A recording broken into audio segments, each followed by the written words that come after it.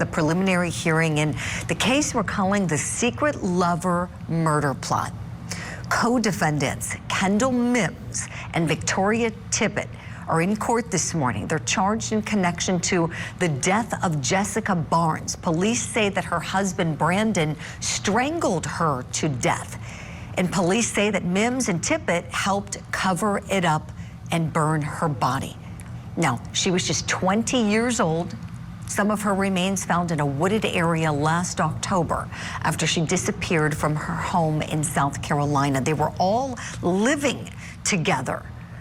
This case is very strange. Let's go into the hearing now. The lead investigator is on the stand. All right, now that they all know that this incident has taken place, walk the court through their actions from, the time the murder took place until you've already testified to her body eventually being burned. Tell the court a little bit about how they got from the pool house with the body to the Twin Lakes Road location. So Mr. Heron also has a ring camera system at his residence. You can, at some point, you can see the tote being brought out of the pool house by Brandon Barnes with the assistance of Ms. Mims and Victoria Tippett, due to the dead weight of the body being in the tote. It's put in the HHR. Again, it's driven around. Apparently, what they told us was they were searching for a location to dispose of the remains before they ultimately ended at the location on Twin Lakes Road in Pickens County. And did the tracking devices show y'all them driving around? Yes, sir. But they also, in their statements and interviews, explain this process? Yes, sir. Okay. Okay, let's tell the court how they eventually picked Twin Lakes Road. From what Brandon Barnes had said, it was a location. Well, they had checked the location in Georgia and determined that it wasn't a good location for whatever their reasoning was. Ended up at the Twin Lakes location. According to Mr. Barnes, it was the first place he and Jesscia Barnes had gone on a date, so it had some kind of sentimental value to him. They tried to dig using the shovel they had purchased at Walmart, and we were able to find that spot where they had tried to dig on the trail before determining that they couldn't dig or get through the hard packed dirt, at which point they made the determination to burn the remains. And while this was taking place, and again, it was a number of trips that they made out there, we have text messages between Victoria Mims and Kendall, Victoria Tippett and Kendall Mims, that Kendall Mims was out at the roadway keeping watch while Victoria Tippett and Brandon Barnes were at the remaining site attempting to dispose of the body. So remember, they're all four living in this house together, and Mr. Barnes is said to have been the lover to all of them, was intimate with all of them. That's what police say, even though he's married to Jesscia, who is the decedent, who is the victim in this case. There are the three co-defendants right there on your screen. Barnes, a no-show for court today, but the other two women are there. We'll get back to the prelim live next. The victim had been brutally stabbed multiple times. A single mother found dead, an unsettling crime scene. With rose petals scattered around her. The suspect, a classically trained concert pianist. Now a jury must decide, did this musician commit murder? I think there's meaning and significance to everything a killer does. The Rose Petal Murder Trial, today, only on Court TV.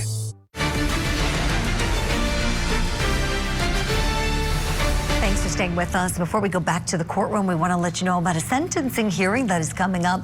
The case of Rachel Henry. You might remember this woman pleaded guilty to murdering her 3 children back in January of 2020.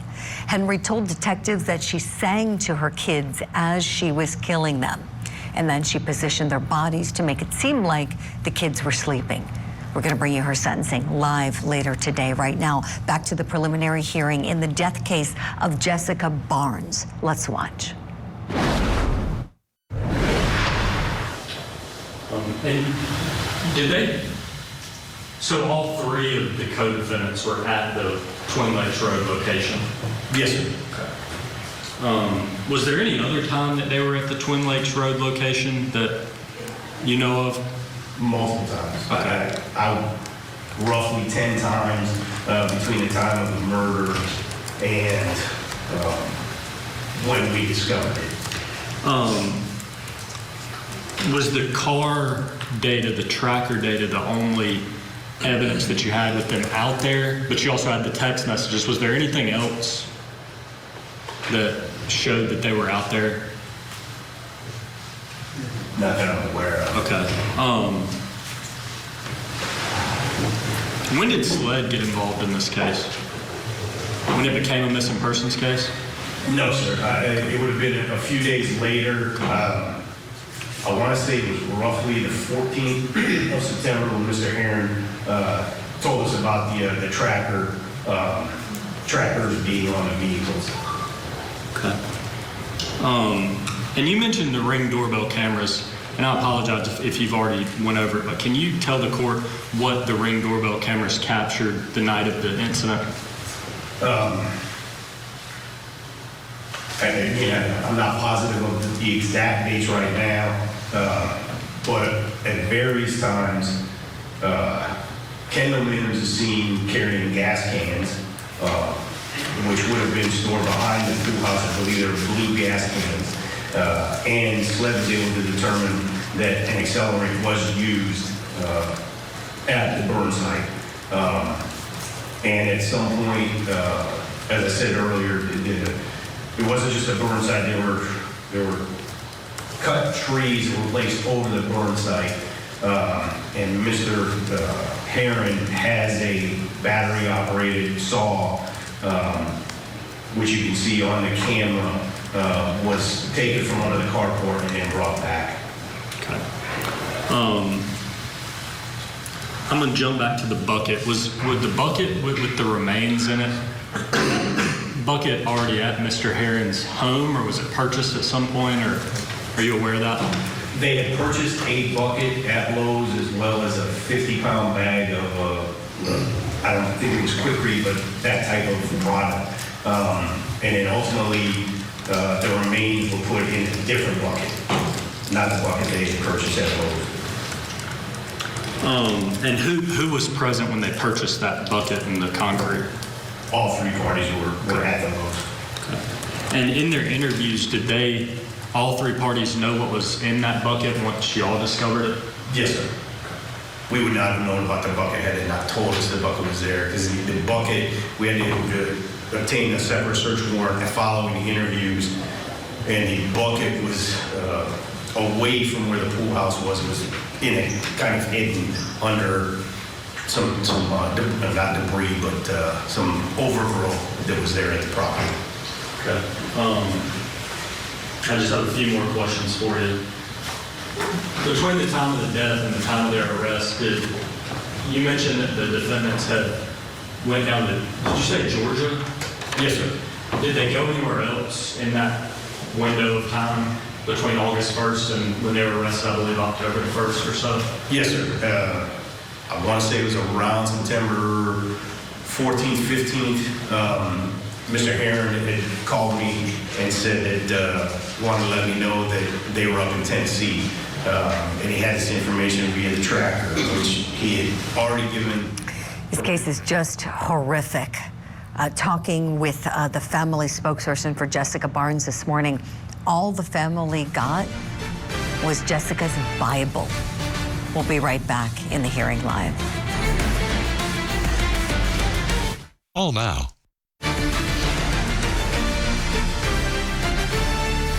Welcome back to Court TV Live. I'm Ted Rowlands. Good to be with you. We are tracking several cases around the country on this Friday as we round out another week here. A busy one at Court TV. We're in South Carolina. Testimony continues in the Rose Petal murder trial for Zachary Hughes. He is accused of stabbing to death Christina Parcell in her home back in 2021. In Arizona, a mom who admitted to killing her 3 young children in 2020 returns to court this morning for sentencing. We're expecting this to be very emotional. Rachel Henry pled guilty to 3 counts of first-degree murder and then removed the possibility of the death penalty because of that plea. She'll be sentenced today. While we wait for that sentencing hearing to begin, let's go into a courtroom in South Carolina, because there's another case we're following, and it's a weird one. It's a preliminary hearing now. Here, it's called the Secret Lover Murder Plot case. It's co-defendants Kendall Mims and Victoria Tippett are in court today. They are accused of helping dispose of a body in a case where there was a strange sort of relationship where you had a man by the name of Brendan Barnes. His wife ends up dead. He's accused of strangling her. These other 2 women apparently lived in the house. They all had relations together. Unclear if the mom, the decedent, knew about the actual connections. These 2 are in court. Barnes is not in court today. This is a prelim. They are accused, again, of helping him dispose of the body. They burned her body. They burned her possessions. It is a creepy case. Let's go in, watch a little bit of this preliminary hearing. Been permission to us, both verbally and in writing, to use his login information. Following his phone call, I did log in and saw that they had made a trip from Pendleton up to Tennessee, and then ultimately they drove west across Kansas, Oklahoma, Texas, ultimately staying in Colorado. Mr. Heron said, because Mr. Heron is co-owner of a banking account with Ms. Mims, he said that he could see that they had a room booked in Colorado for 2 days. They checked out after the first day and then came back to Pendleton. And why did they go out there? A vacation or? What they said was they went to Tennessee for vacation. Why they went further, ultimately they told us it was due to the pressure they were receiving via social media and our questioning. Was there any video at the burn site? Yes, sir. So following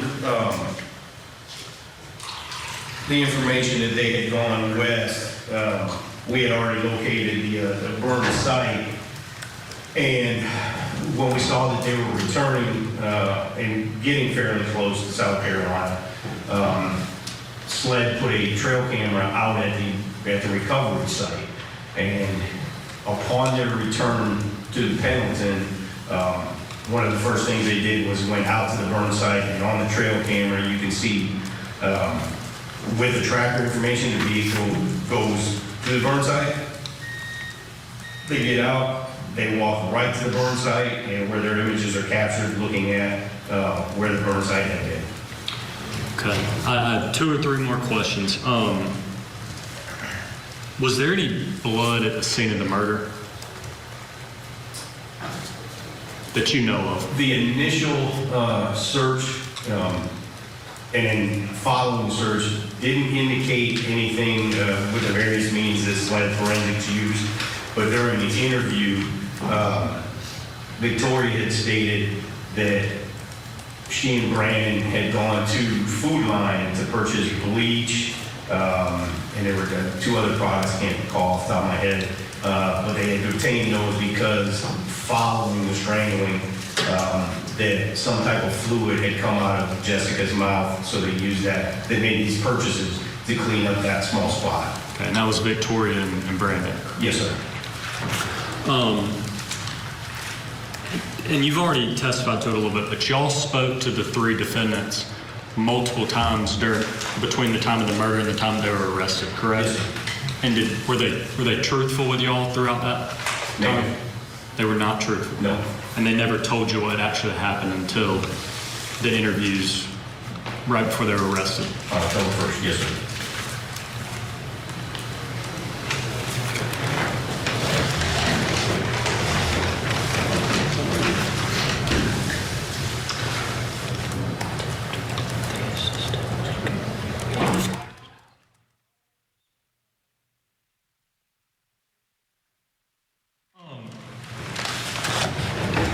While Miss Barnes was missing, did the defendants do anything in the community to sort of look like they were looking for her? Does that make sense to you? Yes, sir. One evening, I was transferred a phone call from Brandon Barnes where he was asking if he could get the missing person flyer that the town had created, and he was told that he could print it off the town website. He also, the three of them, Brandon, Victoria, and Kendall, at some point met with a reporter in the downtown square area. Brandon was apparently carrying the remains of his deceased child. And he spoke with the reporter, indicating that they were attempting to search for Jesscia. Did Brandon ask y'all for flyers for her missing persons case? Was that after the ultimate date of that Miss Barnes had died? Well after. Okay. And did Miss Tippett or Miss Mims have any activity in regards to putting out missing persons flyers? I don't know that they put out any flyers, but they were with him when they met with the reporter. Okay. And that was when he was putting out flyers, is that correct? I don't know that he put out flyers. Okay. He was told that he could print them off. I don't know if he did or not. Okay. But, so why did they met with the reporter to talk about her being missing?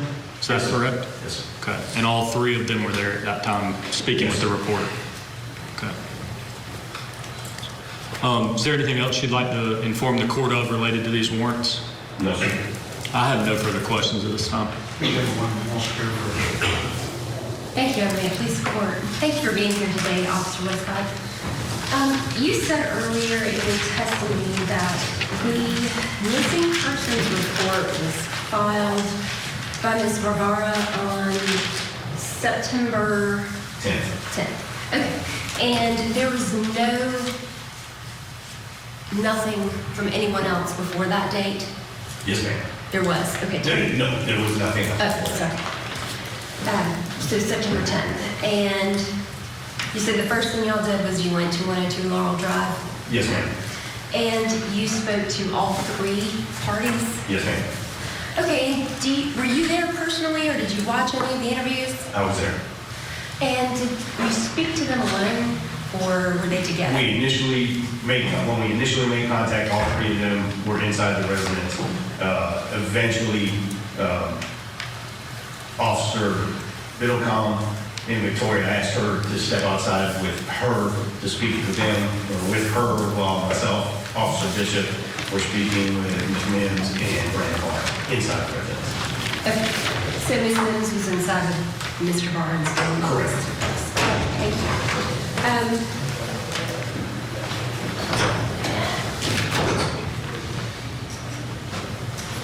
Now, when you got word about the missing persons case, and after you went out and spoke to the parties, did you have an opportunity to run like a background check on these individuals? At that point, there was no need. All we had was the missing persons case. Okay. And do you know whether or not police ever went to this scene 102 Laurel Drive before the September 17th? I've been there. For what reasons? I was there in 2023. I don't remember the exact date. I think it was October. There was a report where Officer Carpenter was investigating an incident. I don't recall the exact incident, but I went there to make contact while he was out on Jackson Street talking to, I believe it was Ms. Rivera. I'm not positive who he was talking to. I never went to Jackson Street in 2023 on that incident.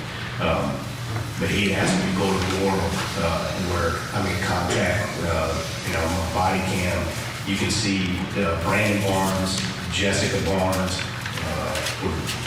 Jessica Barnes at the time, and Kendall Mims were there. Okay. And were you aware of Miss Barnes' stillborn baby? During the course of the investigation, we became aware of it, yes. Okay.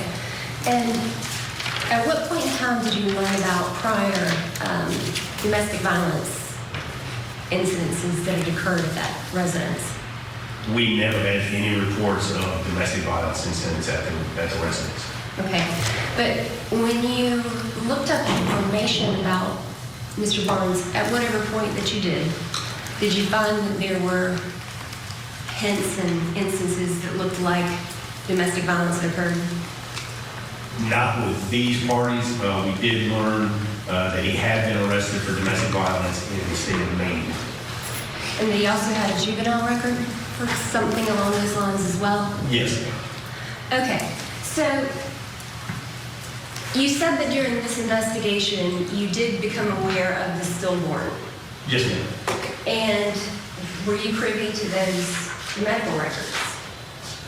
During the course of the investigation, we learned Anderson County Sheriff's Office had investigated that incident, had made a report on it, and we do have their report.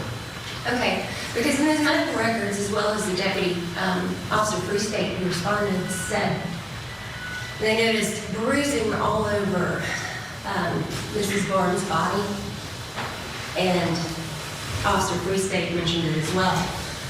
I think at least one other officer had went out and noticed Ms. Barnes' black eyes. Were you aware of that during your investigation? We never had a report of a domestic violence incident. Okay. So,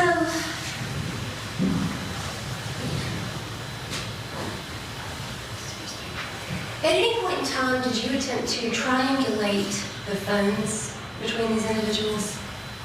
We ultimately, through the investigation, had search warrants, got all their phones, did the phone notes. We have all the phone information. Okay, so you did do triangulation. No, that was not part of it. Okay, is that not something that's done when there's a missing persons report? Not that I'm aware of. All right.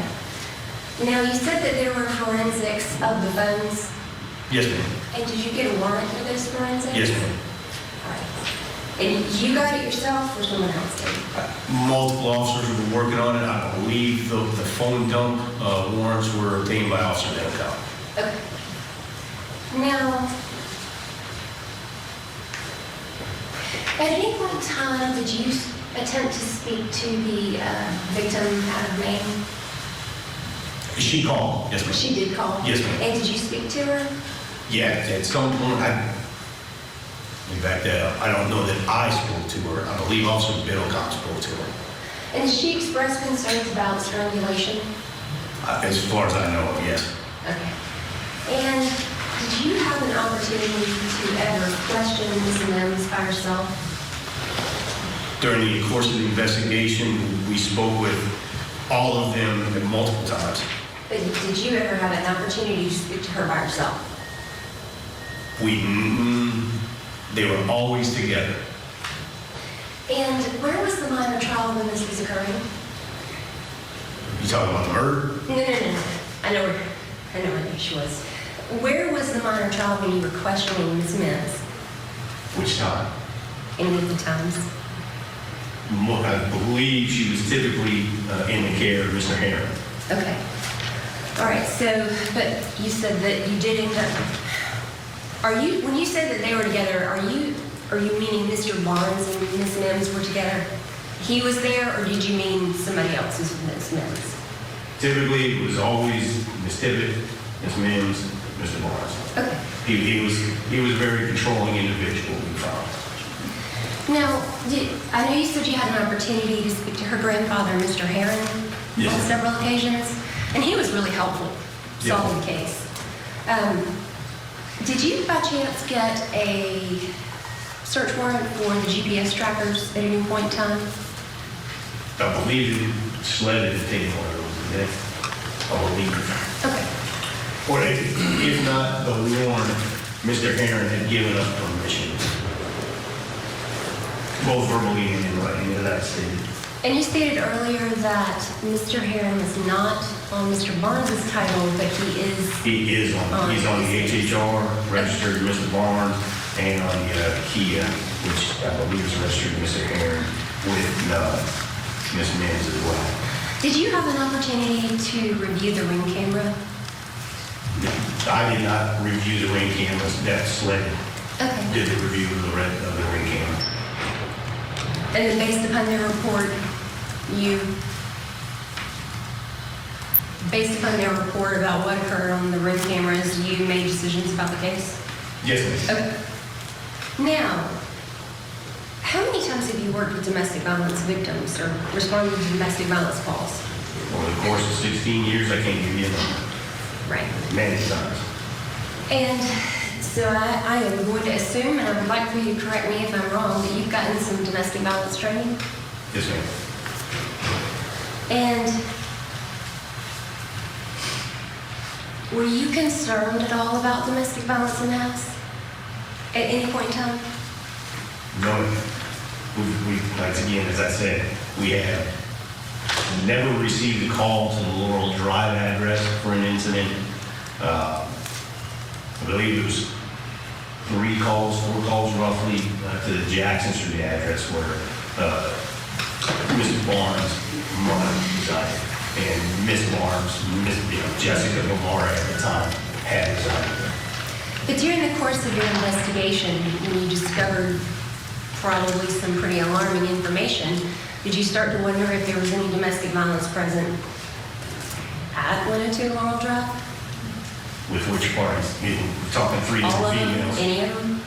We never had any indication that there was domestic violence. At some point, Ms. Guevara, Cecilia Guevara, Jessica's mother, told us about an incident in November, probably 23, where she said that she believed Jessica had been the victim of domestic violence, but it had been a call that had been handled by the sheriff's office. So Pendleton Police Department, as I said, had never received a report of domestic violence. Now, that's interesting. So I know that police did respond because of domestic violence at 102 Laurel. Is there a reason why Pendleton wasn't notified of it? It would depend on the day that it would have been reported. Pendleton Police Department, after 2 a.m. Saturday morning until 8 a.m. Monday morning, Pendleton Police Department is off duty. So if it occurs Saturday, Sunday, into Monday morning, it's Anderson County Sheriff's Office's response. Okay. All right, again, this is the preliminary hearing. Kendall Mims, Victoria Tippett, both accused of helping Brandon Barnes burn and dispose of his dead wife, Jessica Barnes. Brandon is accused of strangling her to death. These two are in trouble for their actions after the murder. And you can tell, they each have their own attorneys. Everybody gets a crack at this officer. You can see where the defense is here. They were controlled, that Brandon was the man in charge. In fact, the officer even said he was a controlling individual. We'll get you back in for more of this preliminary hearing out of South Carolina right after this. It was the biggest story in the world. People saw the facts differently. Somebody manufactured evidence in this case. This was kind of a crazy spectacle. This case is a circus. He was an icon. They are in for the fight of their lives. Everybody thinks you're guilty. Trial and Error. Why did O.J. win? Premieres Sunday night, 8 Eastern and Pacific, only on Court TV.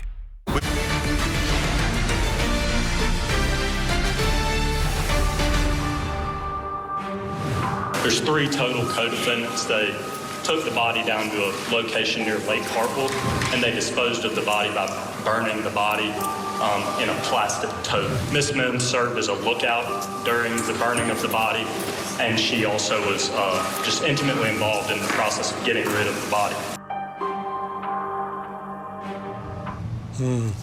This is a fascinating case. You've got this guy who's supposedly in charge, Brandon Barnes, kills his wife, and he has his other 2 women. All 3 of the women were living together.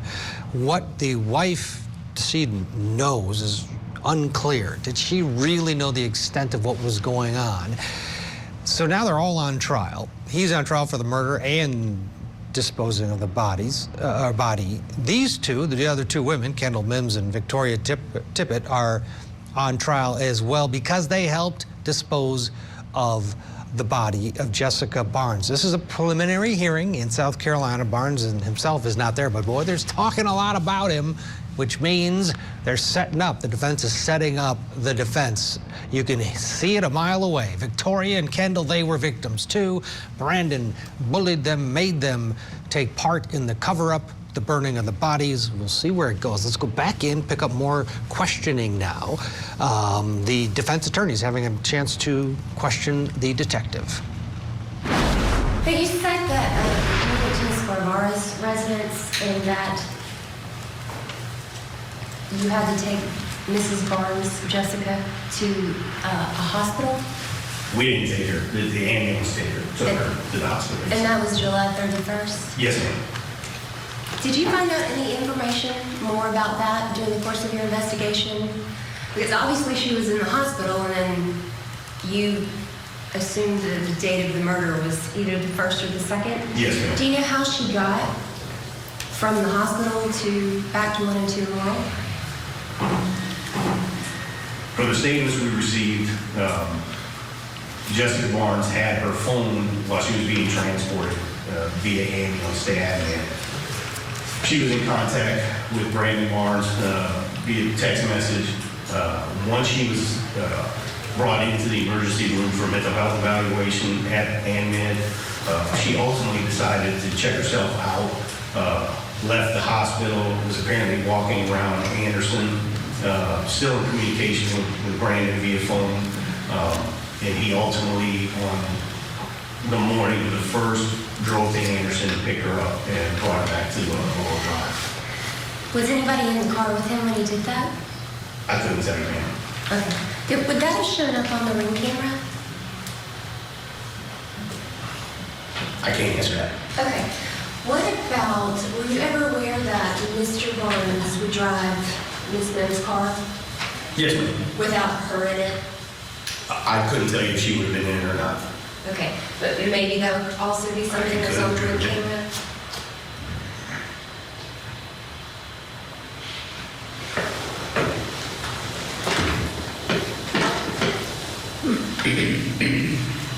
At any point in time during this investigation, did you speak to Mrs. Mims, excuse me, Mrs. Mims' family members from mom or dad?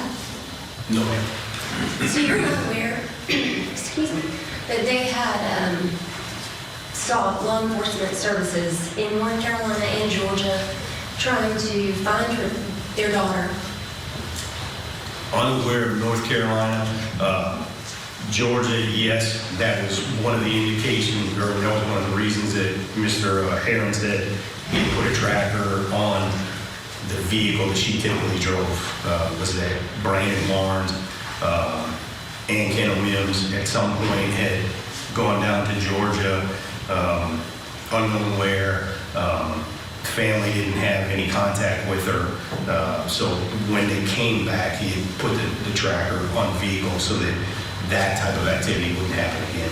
But in fact, Okay, a little look at this preliminary hearing for Kendall Mims and Victoria Tippett, all related to the death of Jesscia Barnes. Brandon Barnes accused of killing his wife, but he also had these two other women living, all three of the women were living together.